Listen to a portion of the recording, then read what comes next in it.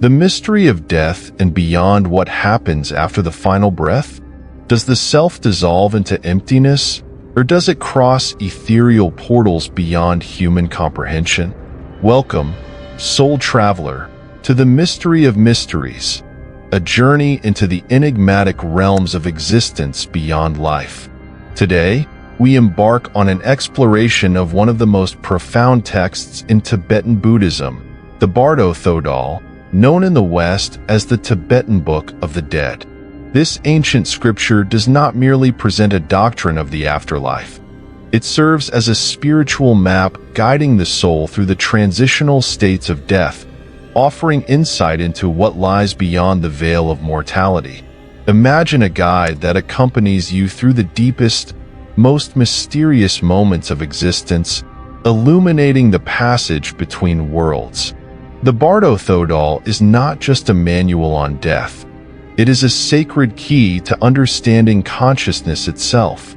It unveils the stages through which the soul journeys after the physical body ceases to function. These stages, known as bardos, are transitional states where the soul encounters luminous realities, karmic projections, and the possibility of ultimate liberation. By engaging with these teachings, we not only prepare for death, but also learn to navigate the illusions of life with greater wisdom and clarity. This remarkable text is attributed to Padmasambhava, a legendary and almost mythical figure in Tibetan Buddhism. Born in India in the 8th century, he is revered as the spiritual master who introduced Buddhism to Tibet, transforming its spiritual landscape. He is known as Guru Rinpoche, meaning precious master, a title that reflects the immense reverence he commands. But Padmasambhava was not merely a monk. He was a mystic, a yogi, and an adept in esoteric wisdom, skilled in the profound practices of Tantra. His teachings were not limited to the living. They extended to those transitioning beyond life, offering a guiding light to souls wandering in the after-death states. Padmasambhava's mission and the spiritual landscape of Tibet. From an early age, Padmasambhava demonstrated extraordinary mystical abilities, earning recognition as a Mahasiddha, realized being who had attained extraordinary spiritual powers or siddhis. His abilities were considered miraculous, marking him as a master of both the seen and unseen realms.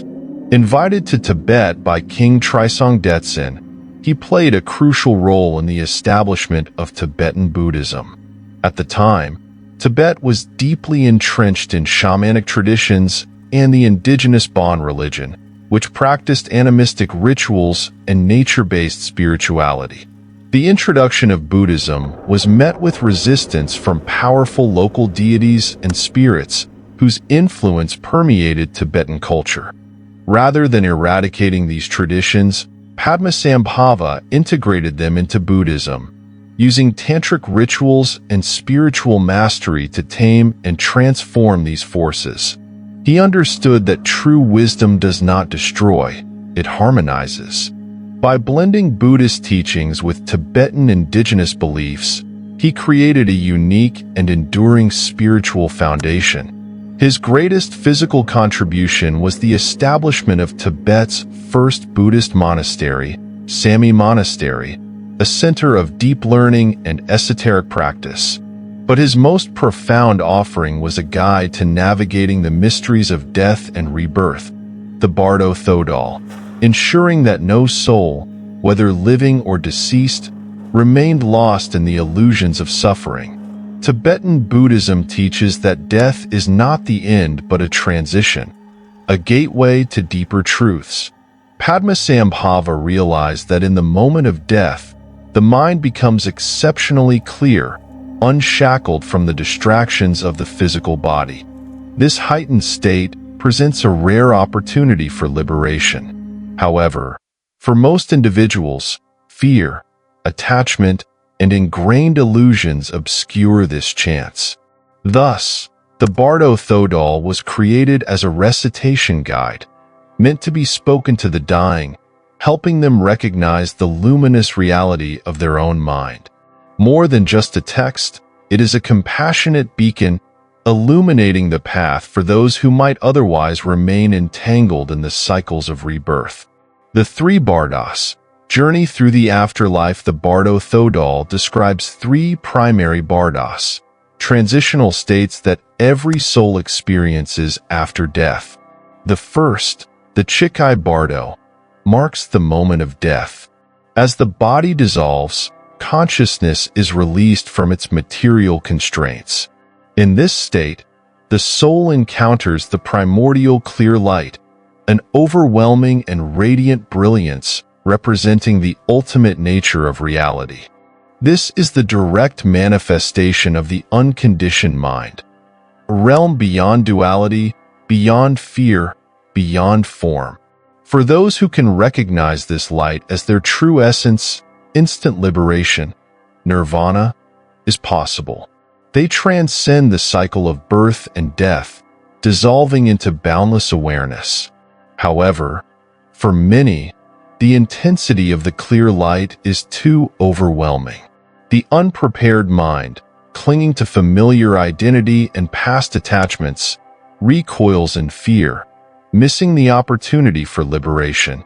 Instead of merging with the infinite, the soul retreats into the next Bardo, the Coniad Bardo, also known as the Bardo of Visions. Here, consciousness enters a dreamlike realm where internal projections manifest as divine beings or terrifying demons. These visions are not external entities. They are reflections of the soul's own subconscious. If one can recognize them as mere projections, liberation remains possible. But if fear or desire overtakes the mind, the journey continues. In the wrathful vision stage of the Coniad Bardo, suppressed fears and unresolved emotions take monstrous forms, presenting terrifying illusions. These deities, though fearsome, are not enemies. They are unrecognized parts of the self. The teachings of the Bardo Thodol emphasize that understanding these visions as mere manifestations of the mind dissolves their power. However, for those unable to maintain clarity, the journey progresses to the final stage, the Sitpa Bardo, or the Bardo of Rebirth. Here, consciousness, still bound by attachments, is drawn toward a new physical existence shaped by past karma. Rebirth and the endless cycle of samsara. In the Sitpa Bardo, the pull of rebirth becomes nearly irresistible. The soul, still tethered by its accumulated karma, begins to seek a new form, a new body through which to continue its journey. Tibetan Buddhist teachings describe this stage as a storm of instinctual impulses, where past actions and desires dictate the next incarnation. The soul is drawn to images of potential parents, symbolizing the selection of its next life. Unconscious forces shape this choice. Fear, longing, and unresolved experiences act as invisible currents steering the soul toward its next birth.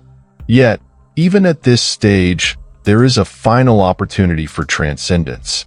The Bardo Thodol teaches that through deep awareness and detachment, one can resist the pull of rebirth, choosing instead to merge with the clear light, breaking free from samsara, the endless cycle of birth and death.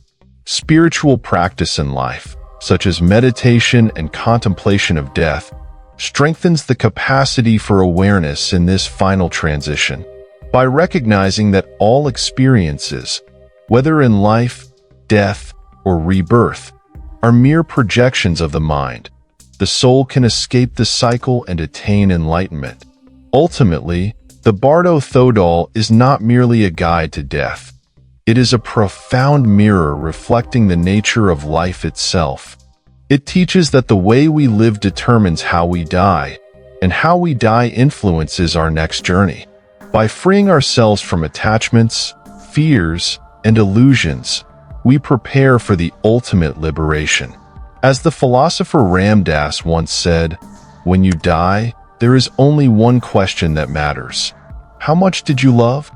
Perhaps, by embracing the wisdom of the Tibetan Book of the Dead, we can learn not only how to die with awareness, but how to truly live with love, wisdom, and fearless understanding.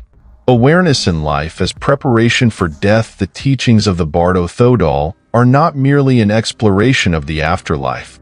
They serve as a guide to conscious living, preparing the soul for its inevitable transition. Tibetan wisdom emphasizes that death is a mirror reflecting how we have lived.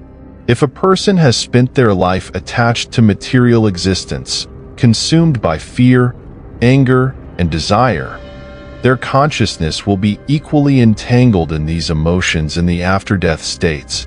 Just as habits shape our daily lives, they also shape the journey beyond life. Therefore, Tibetan Buddhism encourages deep spiritual practice to cultivate awareness, detachment, and a clear understanding of the mind's nature before death arrives.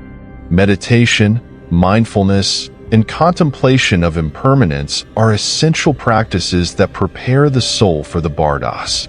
By training the mind to recognize its projections in life, one increases the likelihood of maintaining clarity during the transitions of death.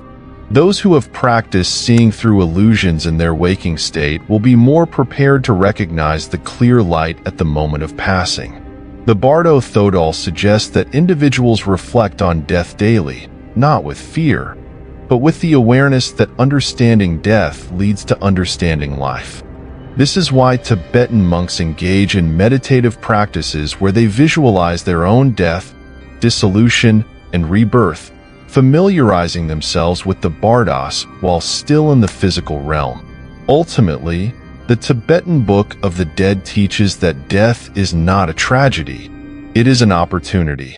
The way we approach death determines whether we transcend the cycle of suffering or continue in the endless flow of samsara. By preparing in life, we ensure that when the final moment comes, we are not lost in confusion, but ready to embrace the great transition with wisdom. The practice of dying before death, letting go of ego, attachments, and illusions, allows for a graceful passage beyond this world. In doing so, we not only prepare for death, but also learn to live more fully, free from the illusions that bind us. The illusion of self and the path to liberation. One of the core teachings of the Bardo Thodol is the understanding that the self, as we perceive it, is an illusion. Tibetan Buddhism teaches that what we consider our identity, our thoughts, emotions, desires, and fears, is not a permanent, independent entity but a constantly shifting flow of consciousness. The ego, which clings to the idea of a fixed self, is what binds us to suffering and the cycle of rebirth. The experience of the bardos is, in essence, a direct confrontation with this illusion. If one recognizes the impermanent nature of the self, liberation becomes possible. If not, the soul remains trapped in the projections of its own mind, leading to continued cycles of existence. In the Coniad Bardo, where the soul encounters visions of deities and demons, the key to transcendence lies in understanding that all these experiences arise from the mind itself. The peaceful and wrathful deities are not external forces, they are reflections of our own consciousness. Fear and attachment cause the soul to mistake these projections for objective realities, reinforcing the illusion of separation. The teachings encourage the soul to remain aware and detached, recognizing that all phenomena, whether blissful or terrifying, are fleeting and empty of inherent existence.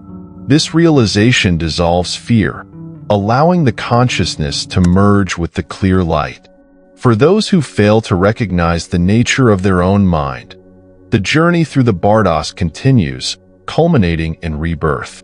The Sitpa Bardo, the stage of seeking a new body, demonstrates how deeply our karmic imprints dictate the circumstances of our next life. The pull toward rebirth is driven by unresolved desires and emotional tendencies. However, Tibetan Buddhism teaches that even this stage presents an opportunity. If the soul can maintain awareness, resisting the unconscious impulse to seek another form, it may still achieve liberation. Those who are unprepared, however, are drawn into the cycle of samsara, reincarnating according to their karmic predispositions. The role of karma in the cycle of rebirth. Karma plays a crucial role in determining the soul's journey beyond death. Unlike the simplistic notion of karma as a system of rewards and punishments, Tibetan Buddhism views it as the natural law of cause and effect. Every thought, action, and intention leaves an imprint on consciousness, shaping future experiences. These karmic imprints act as magnetic forces in the Siddha Bardo, pulling the soul toward a new existence that mirrors its accumulated tendencies. If a person has lived a life driven by greed and anger, they may be reborn into circumstances that force them to confront these very emotions. If they cultivated compassion and wisdom, they may enter a life that furthers their spiritual growth. However, karma is not an inescapable fate. The Bardo Thodol teaches that awareness can break the cycle. By recognizing the transient nature of all experiences and detaching from desires, one weakens the karmic chains that bind consciousness to rebirth. The ultimate goal is to awaken from the illusion of a separate self and realize the Dharmakaya, the pure, unconditioned state of being. This is the state beyond suffering, beyond duality, beyond even the need for a self. It is complete unity with the clear light, where consciousness merges with the infinite rather than seeking another temporary existence. For those still bound by karma, the choice of rebirth is not truly conscious. It is dictated by unconscious forces. Tibetan texts describe how the soul, influenced by its emotional state, is drawn toward a new set of parents whose energy aligns with its karmic disposition. The moment of conception is not random. It is the result of deeply ingrained patterns seeking continuation. This process underscores the importance of spiritual practice in life. By purifying the mind while still alive, one ensures that their transition beyond death is not dictated by blind impulses, but by wisdom and clarity. Death as a gateway to true freedom. In the end, the Tibetan Book of the Dead is not just about death, it is about freedom. It is a guide to navigating the most profound transition we will ever face, offering the possibility of breaking free from suffering once and for all. The text teaches that death is not to be feared, but embraced as an opportunity for transcendence. By understanding the Bardas, we gain insight into the workings of our own mind and the nature of reality itself. The illusions that bind us in life are the same illusions that trap us in death. Awareness, therefore, is the key to liberation. The journey through the Bardas is a reminder that the nature of existence is fluid, dreamlike, and impermanent. What we take to be solid and real, our identity, our emotions, our fears, is in constant flux. By recognizing this in life, we prepare ourselves for the ultimate test in death. Tibetan masters advise contemplating death daily, not with dread, but with the understanding that every moment is an opportunity to awaken. The true lesson of the Bardo Thodol is that enlightenment is always available, whether in life, in death, or beyond. So, are we ready for the final journey? Are we prepared to release everything we believe we are? Perhaps, by meditating on these teachings, we do not simply prepare for death, we learn to truly live. The Bardo Thodol is not just a scripture. It is a call to wake up, to see through illusions, and to embrace the infinite reality that has always been within us. If we can master the art of dying before we die, we may find that death is not an end, but the greatest liberation of all. The art of dying before death. One of the most profound messages of the Tibetan Book of the Dead is that true liberation does not begin at the moment of death, it begins in life. The ability to navigate the bardos with awareness depends entirely on the state of mind cultivated before death. This is why Tibetan Buddhist teachings emphasize dying before you die, not in a physical sense, but in the practice of letting go of attachments, illusions, and the false self. By dissolving the ego while still alive, one can meet death with clarity rather than fear, recognizing it not as an end, but as an opening to the truth of existence. Meditation on death is a central practice in Tibetan Buddhism. Monks frequently visualize their own dissolution, imagining their body returning to the elements and their consciousness merging with the clear light. This practice is not morbid. It is a tool for awakening. By confronting the impermanence of life, practitioners break free from the illusion of permanence that keeps them bound to suffering.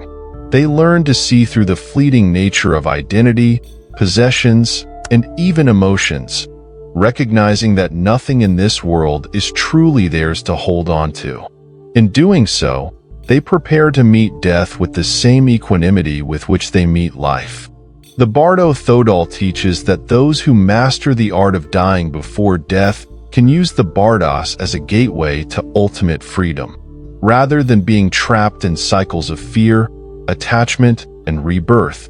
They enter death as conscious travelers, prepared to recognize the luminous reality of their own mind. This is the ultimate goal, not just to read about the bardos, but to become skilled in navigating them. The process of dying, then, is not a moment of loss, but a culmination of spiritual practice. If one has truly let go of illusions in life, death becomes not a prison, but a portal to enlightenment. The illusory nature of reality. A key principle underlying the teachings of the Tibetan Book of the Dead is that all reality is illusory. The visions experienced in the bardos, whether divine or terrifying, are nothing more than projections of the mind. This concept aligns with the Buddhist doctrine of shunyata, or emptiness, which teaches that all phenomena lack inherent existence. The world we perceive is not fixed or permanent. It is a fluid interplay of thoughts, emotions, and conditioned experiences. This is true in life, in dreams, and in death. Recognizing this truth is the key to freedom. Modern science echoes this insight. Neuroscience has shown that our perception of reality is not objective but is constructed by the brain. The mind creates narratives, assigns meaning, and projects emotions onto neutral events, shaping our experience of the world. In the same way, the bardos reflect our deepest subconscious. Our hopes, fears, and attachments manifest as externalized visions. Those who recognize that these experiences are mind-made can transcend them, but those who believe them to be real remain bound to their illusions. Tibetan masters liken the bardos to a lucid dream. If one realizes they are dreaming, they can navigate the experience with clarity.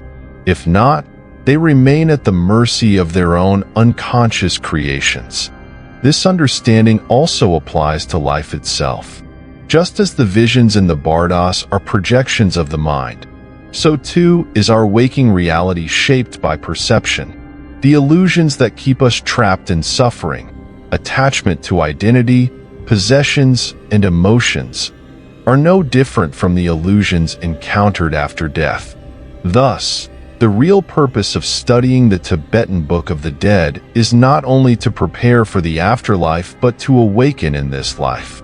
By recognizing the dreamlike nature of existence, we learn to navigate both life and death with wisdom, detachment, and compassion. Applying the Bardo Thodol to everyday life. Although the Tibetan Book of the Dead is often viewed as a guide to the afterlife, its teachings are profoundly relevant to everyday life. The bardos do not only occur after death, they manifest in every moment of change, transition, and transformation. Every stage of life, every shift in consciousness is a kind of bardo, from waking to sleeping, from youth to old age, from one emotional state to another. we are constantly passing through transitions. By applying the wisdom of the Bardos to our daily experiences, we can learn to move through life with greater awareness and ease. For example, the Chikai Bardo, the moment of dissolution, can be seen as a metaphor for any major ending in life. The loss of a job, the end of a relationship, or any moment of deep change. If we meet these endings with fear and resistance, we suffer. But if we can recognize them as natural transitions, we open ourselves to new possibilities. Similarly, the Coniad Bardo, with its visions of deities and demons, mirrors the moments when we are caught in emotional turmoil. When anger, desire, or sadness arise, they may feel overwhelming and real, just as the visions in the Bardos appear to the soul.